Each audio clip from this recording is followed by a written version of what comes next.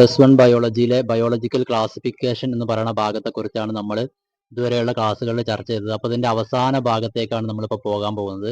അപ്പോൾ 5 കിങ്ഡം ക്ലാസിഫിക്കേഷനിൽപ്പെട്ട 5 കിങ്ഡത്തിനെ കുറിച്ച് ഈ പാഠത്തിൽ ചർച്ച ചെയ്യുന്നുണ്ട്. അപ്പോൾ ആദ്യമായിട്ട് കിങ്ഡം മൊനീറയെ കുറിച്ച് നമ്മൾ പറഞ്ഞു. പിന്നെ അതിനുശേഷം കിങ്ഡം പ്രൊട്ടിസ്റ്റയെ കുറിച്ച് പറഞ്ഞു. അതിനുശേഷം കിങ്ഡം പ്ലാന്റ്, ആനിമേലിയ എന്നിവയെ കുറിച്ചൊക്കെ നമുക്ക് പറയാൻ ബാക്കിയുണ്ട്. കിങ്ഡം പഞ്ചയെ കുറിച്ച് നമ്മൾ പറഞ്ഞിട്ടുണ്ട്. അപ്പോൾ ഇതുവരെയുള്ള ക്ലാസ്സുകളിൽ നമ്മൾ അവസാനമായിട്ട് പറഞ്ഞു നിർത്തിയത് കിങ്ഡം പഞ്ചൈ വരെയുള്ള ഭാഗമാണ്. അപ്പോൾ ഇനി അതിന് ശേഷം പറയാനുള്ളത് കിങ്ഡം പ്ലാന്റ്, കിങ്ഡം ആനിമേലിയ എന്നിവയെ കുറിച്ചാണ്.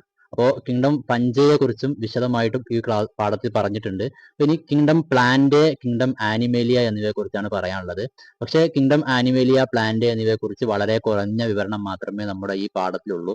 കാരണം അടുത്ത 2 പാഠങ്ങൾ എന്ന് പറയുന്നത് പൂർണ്ണമായിട്ടും ഒന്ന് കിങ്ഡം പ്ലാന്റേക്ക് വേണ്ടിയാണ്, മറ്റൊന്ന് കിങ്ഡം ആനിമേലിയക്ക് വേണ്ടിയാണ്. അപ്പൊ അതുകൊണ്ട് തന്നെ ഈ ഭാഗത്ത് വളരെ കുറഞ്ഞ കാര്യങ്ങൾ മാത്രമേ പറഞ്ഞിട്ടുള്ളൂ.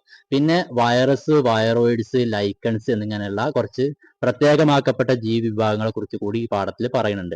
അപ്പോൾ ആദ്യമായിട്ട് ഇവിടെ പറയുന്നത് കിങ്ഡം പ്ലാന്റയെ കുറിച്ചാണ്. അപ്പോൾ കിങ്ഡം പ്ലാന്റയെ കുറിച്ച് ആദ്യത്തെ ഈ കോളത്തിൽ നമുക്ക് 3 കാര്യങ്ങൾ കൊടുത്തിട്ടുണ്ട്. അത് വിശദമായിട്ടാണ് നമുക്ക് നോക്കാനുള്ളത്. അപ്പോൾ ഒന്ന് വിശദമായിട്ട് നോക്കുമ്പോൾ കിങ്ഡം പ്ലാന്റ് അല്ലെ, അപ്പോൾ അതിന്റെ ഒന്നാമത്തെ പ്രത്യേകത എന്ന് പറയുന്നത് യൂക്യാരിയോട്ടിക് ആണ്. അപ്പോൾ ഈ കിങ്ഡം പ്ലാന്റയിൽപ്പെട്ട എല്ലാ ജീവികളും യൂക്യാരിയോട്ടിക് ആയിരിക്കും. പിന്നെ ക്ലോറോഫിൽ ബിയറിംഗ് ഓർഗാനിസം, ക്ലോറോഫിൽ ഉള്ള ഓർഗാനിസം ആണ് എല്ലാ കിങ്ഡം പ്ലാന്റിൽപ്പെട്ട, അതായത് കിങ്ഡം പ്ലാന്റിൽ ഉൾപ്പെട്ടിട്ടുള്ളത് പ്ലാന്റ്സ് മാത്രമാണ്. അപ്പൊ അതിൽ ക്ലോറോഫിൽ ഉള്ള ഓർഗാനിസംസ് ആയിരിക്കും ഉണ്ടാവുക, യൂക്യാരിയോട്ടിക് ആയിരിക്കും.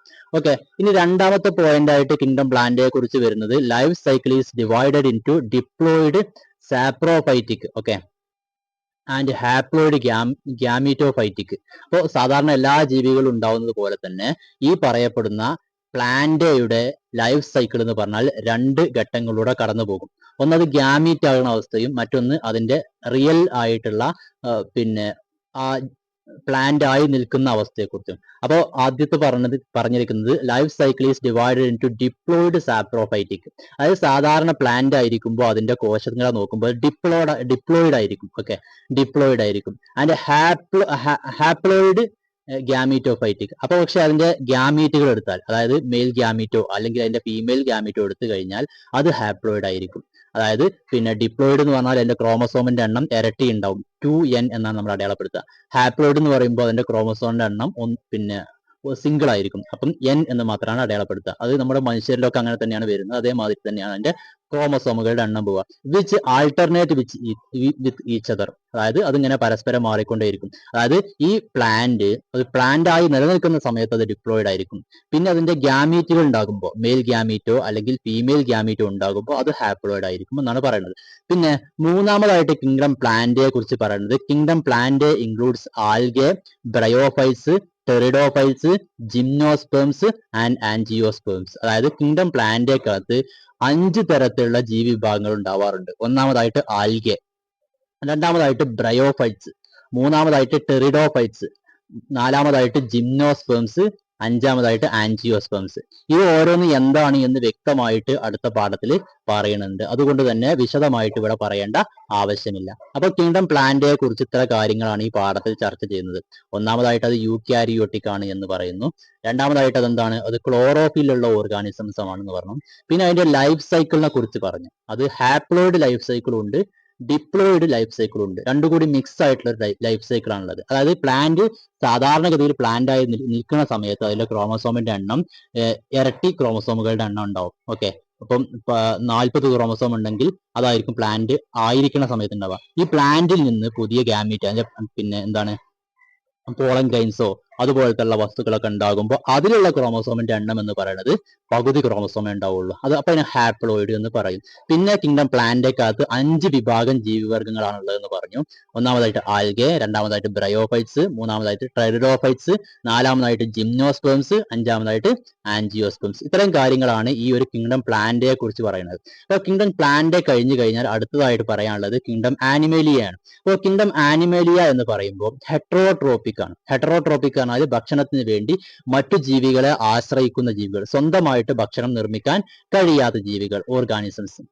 അതോടൊപ്പം തന്നെ യൂക്യാരിയോട്ടിക് ഓർഗാനിസംസ് ആണ്. നേരത്തെ പറഞ്ഞതുപോലെ തന്നെ ഇതും എന്താണ്, യൂക്യാരിയോട്ടിക് ആണ്. That are multi cellular. അതെന്താണ്, മൾട്ടി സെല്ലുലാർ ആണ്. എന്ന് പറഞ്ഞാൽ ഈ ആനിമേലിയയിൽപ്പെട്ട ജീവികൾക്കൊക്കെ സെല്ലുകളുടെ എണ്ണം മിനിമം ഒന്നിൽ കൂടുതലെങ്കിലും ഉണ്ടാവും. അതായത് ഒന്നിലധികം സെല്ലുകൾ കൊണ്ട് നിർമ്മിക്കപ്പെട്ടവയായിരിക്കും. Cell wall is absent in cell. പക്ഷെ പിന്നെ മറ്റൊരു കാര്യമുള്ളത്, ഇവയുടെ സെല്ലുകളുടെ മുകളിൽ സെൽ വാൾ എന്ന് പറയുന്ന ഭാഗം ഉണ്ടാവില്ല. പക്ഷെ പ്ലാന്റ്സിലാണെങ്കിൽ സെൽ വാളുകൾ ഉണ്ടാകും. ഇനി രണ്ടാമതായിട്ട് അതിന്റെ പ്രത്യേകത പറഞ്ഞാൽ mode of nutrition is holozoic and reserve food in glycogen or fats. അപ്പം പിന്നെ മോഡ് ഓഫ് ന്യൂട്രീഷൻ എന്ന് പറഞ്ഞാൽ ഹോളോസോയിക്, അതായത് മറ്റു ജീവികളെ ആശ്രയിക്കുന്ന രൂപത്തിലായിരിക്കും ഉണ്ടാവുക. പിന്നെ food reserve food is in glycogen or fats. അതായത് ഈ ഭക്ഷണം കഴിക്കുന്ന ഭക്ഷണത്തെ രണ്ട് രൂപത്തിലാണ് അവർ ശരീരത്തിൽ സൂക്ഷിച്ചു വെക്കുക. ഒന്നാമതായിട്ട് ഗ്ലൈക്കോജൻ രൂപത്തിൽ അല്ലെങ്കിൽ ഫാറ്റിന്റെ രൂപത്തിൽ സൂക്ഷിച്ചു വെക്കാറുണ്ട്. ഇനി മൂന്നാമതായിട്ട് അതിന്റെ പ്രത്യേകത പറഞ്ഞത് സെക്ഷൽ റീപ്രൊഡക്ഷൻ ഈസ് ബൈ പിന്നെ copulation between male and female. Male and female ജീവികൾക്കിടയിൽ ഉണ്ടാവുന്ന പിന്നെ കപ്പിൾ റിലേഷൻഷിപ്പിലൂടെ ആയിരിക്കും അവിടെ സെക്ഷൽ റീപ്രൊഡക്ഷൻ നടക്കുന്നത്. ഫോളോഡ് ബൈ പിന്നെ എംബ്രിയോളജിക്കൽ ഡെവലപ്മെന്റ്. മാത്രമല്ല അതിനുശേഷം അവിടെ എന്തുണ്ടാവും, ഒരു എംബ്രിയോ ഡെവലപ്പ് ചെയ്ത് വരും. ആ എംബ്രിയോയിൽ നിന്നാണ് പിന്നീട് അടുത്ത പിന്നെ ജീവികൾ ഉണ്ടായി വരുന്നത്. അപ്പൊ സെക്ഷൽ റീപ്രൊഡക്ഷൻ ആണ് അവിടെ ഉള്ളത്. അതിന് മെയിൽ ആൻഡ് ഫീമെയിൽ ഓർഗാനിസംസ് തമ്മിലുള്ള ഒരു കപ്പുലേഷനിലൂടെയാണ് അത് ഉണ്ടാവുന്നത്. അതിനുശേഷം അവിടെ എന്തുണ്ടാവുന്നുണ്ട്, അവിടെ എംബ്രിയോ ഡെവലപ്പ് ചെയ്ത് വരുന്നുണ്ട് എന്നുള്ള കാര്യങ്ങൾ അടുത്തതിൽ പറയുന്നുണ്ട്. അപ്പൊ ഇനി അടുത്തതായിട്ട് പറയുന്നത് എന്ന് പറഞ്ഞാൽ പിന്നെ വൈറസ്, വൈറോയിഡ്സ്, ലൈക്കൺസ് എന്ന് പറയുന്ന ഒരു വിഭാഗത്തെ കുറിച്ചാണ്. ഇത് നമ്മളെ ഈ 5 കിങ്ഡം ക്ലാസിഫിക്കേഷനിൽ പറയപ്പെടാത്ത ഒരു വിഭാഗം ജീവികളാണ്. അവയാണ് ഈ 5 കിങ്ഡം ക്ലാസിഫിക്കേഷനെ കുറിച്ചൊക്കെ പരിചയപ്പെടുത്തിയതിനു ശേഷം അതിൽ ഉൾക്കൊള്ളിക്കാൻ പറ്റാത്ത ചില ജീവികളെ കുറിച്ച് വിവരിക്കുന്നത്. അതാണ് ഈ ലൈക്കൺസ്, വൈറോയിഡ്സ്, വൈറസ് എന്ന് പറയുന്ന ഭാഗം. അതിനെക്കുറിച്ച് വിശദമായിട്ട് ഇവിടെ കുറച്ച് കാര്യങ്ങൾ കൊടുത്തിട്ടുണ്ട്. ആദ്യമായിട്ട് ഇവ എന്താണ് എന്ന് പറയാണ്. 5 kingdom system of classification do not include virus, viroids or lichens. നമ്മളിപ്പോ ഇതുവരെ പഠിച്ചു വന്ന പിന്നെ 5 കിങ്ഡം ക്ലാസിഫിക്കേഷനിൽ ഈ 3 ജീവികളെ ഉൾപ്പെടുത്തിയിട്ടില്ല. ഒന്നാമത് വൈറസ്, രണ്ടാമത്തത് വൈറോയിഡ്സ്, മൂന്നാമത്തത് ലൈക്കൺസ്. അപ്പൊ ഈ ഓരോ ജീവിയും എന്താണ് എന്ന് വിശദമായിട്ട് വിവരിക്കുകയാണ് ഇവിടെ. ഒന്നാമതായിട്ട് വൈറസിനെ കുറിച്ചാണ് നമുക്ക് ഇവിടെ പറയാനുള്ളത്. അപ്പൊ ഫസ്റ്റ് വൈറസ്. പിന്നെ അതിന് വൈറസിനെ കുറിച്ചുള്ള ഒന്നാമത്തെ point, non cellular organism having inert crystalline structure outside the living. Okay, അപ്പം ഇവിടെ പറഞ്ഞിരിക്കുന്ന കാര്യം ഒരു നോൺ സെല്ലുലാർ ഓർഗാനിസം ആണ്. വൈറസ് എന്ന് പറയുമ്പം സ്വന്തമായിട്ട് ഒരു സെല്ല് പോലും ഇല്ലാത്ത, സെല്ല് എന്ന് പറയുമ്പം ഒരു കോശം പോലും ഇല്ലാത്ത ജീവിയാണ്. Organism inert crystalline structure outside living. അപ്പം ഭൂമിയിൽ സാധാരണഗതിയിൽ എവിടെയെങ്കിലുമൊക്കെ വീട് കിടക്കുകയാണെങ്കിൽ, അതായത് മറ്റൊരു ഓർഗാനിസത്തെ ആശ്രയിച്ച് മാത്രമേ അപ്പം ജീവിക്കാൻ പറ്റുള്ളൂ. അപ്പൊ മറ്റൊരു ജീവിയെ ആശ്രയിക്കാണ്ട് അത് ജീവിക്കുമ്പോൾ എന്തായിരിക്കും, ഇനേർട്ടായിരിക്കും. ഇനേർട്ട് എന്ന് പറഞ്ഞാൽ എന്താണ്, ഒന്നും ചെയ്യാൻ കഴിയാത്ത അലസമായിട്ട് കിടക്കുന്ന ഒരു ജീവിയായിരിക്കും. ക്രിസ്റ്റലൈൻ സ്ട്രക്ചർ ആയിരിക്കും, ഔട്ട്സൈഡ് ലിവിങ്. അപ്പൊ അത് മറ്റൊരു ജീവിയുടെ ശരീരത്തിൽ മാത്രമേ അതിന് ജീവിക്കാൻ കഴിയുള്ളൂ. ഈ മറ്റൊരു ജീവിയുടെ ശരീരത്തിന്റെ സഹായം ഇല്ലാത്ത സമയത്ത് അതൊരു ഇനേർട്ട് ആയിരിക്കും. ഇനേർട്ട് എന്ന് പറഞ്ഞാൽ ഒന്നും ചെയ്യാൻ കഴിയാത്ത, പ്രയോജനരഹിതമായിട്ട് കിടക്കുന്ന ഒരു ജീവിയായിരിക്കും അത്. Okay, when they enter the living cell. പിന്നെ എങ്ങനെയാണ് ഇത് വർക്ക് ചെയ്യണമെന്ന് ചോദിച്ചാൽ, ഈ പറയപ്പെടുന്ന സ്ട്രക്ചർ, ഇനേർട്ട് സ്ട്രക്ചർ എന്ത് ചെയ്യുമ്പോൾ, when they enter living cell, അതൊരു ലിവിങ് സെല്ലിന്റെ അകത്തേക്ക്, അതായത് മറ്റേതെങ്കിലും ഒരു ജീവിയുടെ ശരീരത്തിലേക്ക് ഈ വൈറസ് ചെന്ന് പതിക്കുമ്പോൾ, they take over the machinery of living cell.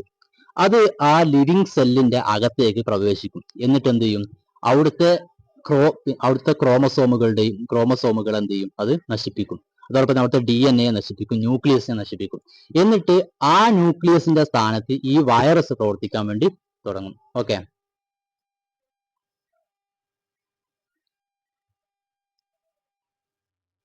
അപ്പോൾ ആദ്യമായിട്ട് ഇതിനെ പിന്നെ ഐഡന്റിഫൈ ചെയ്യുന്നത് DJ ഇവനോസ്കി എന്ന് പറയുന്ന ശാസ്ത്രജ്ഞനാണ്. അദ്ദേഹം recognised virus of mosaic disease of tobacco. Tobacco എന്ന് പറഞ്ഞാൽ നമ്മുടെ പുകയിലയിൽ കാണപ്പെടുന്ന മൊസൈക്ക് എന്ന് പറഞ്ഞ രോഗമുണ്ട്. ആ രോഗം പരത്തുന്ന വൈറസുകളാണ് ആദ്യമായിട്ട് കണ്ടെത്തിയത്.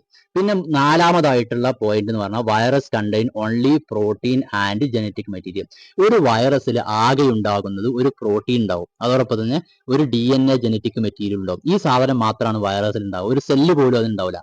പക്ഷെ ഈ DNA ആണ് പിന്നീട് എന്ത് ചെയ്യുന്നത്, യഥാർത്ഥത്തിൽ ജീവനുള്ള ഒരു സെല്ലിലേക്ക് എത്തുമ്പോൾ ആ സെല്ലിലെ DNA നശിപ്പിച്ച് പകരം ഈ DNA അവിടെ വർക്ക് ചെയ്യുകയാണ് ചെയ്യുക. ഓക്കെ, അപ്പോൾ ഒന്നുകിൽ ഒരു DNA ആയിരിക്കും അല്ലെങ്കിൽ RNA ആയിരിക്കും ഉണ്ടാവുക. പിന്നെ in general virus that infect plants have RNA. അപ്പം സാധാരണഗതിയിൽ പിന്നെ അപ്പം നമ്മൾ പറഞ്ഞു വൈറസ് എന്ന് പറഞ്ഞാൽ ഒരു പ്രോട്ടീനും ഒരു ജനറ്റിക് മെറ്റീരിയൽ ഉണ്ടാവുക. ജനറ്റിക് മെറ്റീരിയൽ ചിലപ്പം DNA ആയിരിക്കും അല്ലെങ്കിൽ RNA ആയിരിക്കും. അപ്പൊ ഇൻ ജനറൽ സാധാരണഗതിയിൽ വൈറസ് ദാറ്റ് ഇൻഫെക്ട് പ്ലാന്റുകളെ ഇൻഫെക്ട് ചെയ്യുന്ന വൈറസുകൾ എന്ന് പറയുന്നത് അത് RNA ഉള്ള വൈറസുകളായിരിക്കും. Okay, virus infect animals have DNA.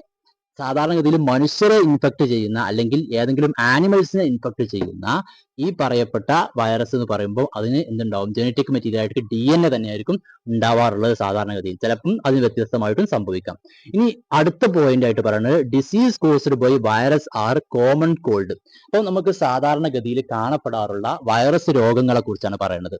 ഒന്നാമതായിട്ട് കോമൺ കോൾഡ് പറഞ്ഞിട്ടുണ്ട്. കോമൺ കോൾഡ് എന്ന് പറഞ്ഞാൽ നമ്മുടെ ജലദോഷം, പിന്നെ ഇൻഫ്ലുവൻസ എന്ന് പറയുന്ന രോഗം, മൂന്നാമതായിട്ട് എയ്ഡ്സ് രോഗം, സ്മോൾ പോക്സ് എന്ന് പറഞ്ഞ രോഗം, അതോടൊപ്പം തന്നെ ലീഫ് റോളിംഗ് എന്ന് പറയുന്ന പ്ലാന്റ്സിൽ ഉണ്ടാവുന്ന ഒരു രോഗം, പിന്നെ കെർലിംഗ് എന്ന് പറയുന്ന മറ്റൊരു രോഗം. ഈ പറയപ്പെട്ട രോഗങ്ങളൊക്കെ വൈറസ് മൂലം ഉണ്ടാവുന്ന രോഗങ്ങൾക്കുള്ള ഉദാഹരണമാണ്.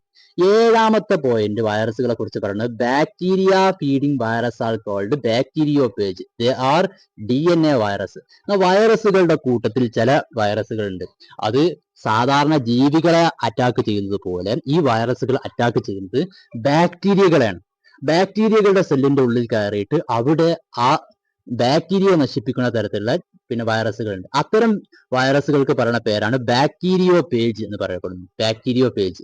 അപ്പം ഈ വൈറസുകളിൽ കാണപ്പെടുന്ന ജനറ്റിക് മെറ്റീരിയൽ DNA ആയതുകൊണ്ട് തന്നെ അതിനെക്കുറിച്ച് നമുക്ക് അതൊരു DNA വൈറസ് ആണ് എന്ന് കൂടി പറയാൻ വേണ്ടി പറ്റുമെന്ന് മാത്രം. ഇനി അടുത്തതായിട്ട് എട്ടാമത്തെ പോയിന്റ് അതിനെക്കുറിച്ച് പറയുന്നത് the protein coat is called capsid. അപ്പൊ നമ്മൾ പറഞ്ഞു ഒരു വൈറസിൽ കാണപ്പെടുന്നത് രണ്ട് പാർട്ടുകളാണ്, ഒരു ജനറ്റിക് മെറ്റീരിയലും ഒരു പ്രോട്ടീനുമാണെന്ന് പറഞ്ഞല്ലോ.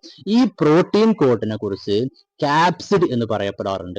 Is made up of small subunits called പിന്നെ ക്യാപ്സോമേഴ്സ്. അപ്പം ഈ പ്രോട്ടീൻ കാണപ്പെടുന്നത് പറഞ്ഞാല് കുറെ സബ് യൂണിറ്റുകളായിട്ടായിരിക്കും, അതായത് കുറെ പിന്നെ പ്രോട്ടീന്റെ ചെറിയ ചെറിയ പീസുകൾ അടുക്കി വെച്ചതുപോലെ ഒരു കൈതച്ചക്കയുടെ മുകളിലുള്ള പിന്നെ ആ ഇതുകൾ ഉണ്ടാവില്ല, അതേമാതിരി അടുക്കി വെച്ചതുപോലെ ആയിരിക്കും കാണപ്പെടുക. അപ്പം അതിന് പറയപ്പെടുന്ന പേരാണ് ക്യാപ്സോമേഴ്സ്. അതായത് മൊത്തം പ്രോട്ടീനെ കുറിച്ച് ക്യാപ്സിഡ് എന്ന് പറയും. ആ പ്രോട്ടീനുകൾ എങ്ങനെയായിരിക്കും, ചെറിയ ചെറിയ ചെറിയ ദളങ്ങളായിട്ടായിരിക്കും. അപ്പൊ അതിനെ കുറിച്ച് ക്യാപ്സോമേഴ്സ് എന്ന് പറയും. പ്രൊട്ടക്ട് ദ ന്യൂക്ലിയിക് ആസിഡ്, അതായത് ഈ പ്രോട്ടീനുകളുടെ ജോലി എന്ന് പറയുന്നത് ആ പിന്നെ വൈറസിൽ കാണപ്പെടുന്ന ജനറ്റിക് മെറ്റീരിയലിനെ DNA ആവാം അല്ലെങ്കിൽ RNA ആവാം, അതിനെ പ്രൊട്ടക്ട് ചെയ്യുക എന്നുള്ളതാണ്. These capsomeres are arranged in helical or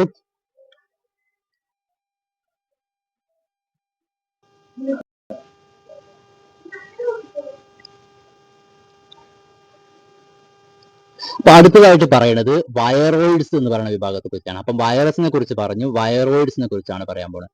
viroids are discovered by TO Diener എന്ന് പറയുന്ന ശാസ്ത്രജ്ഞനാണ് അതിനെ കണ്ടെത്തിയത്.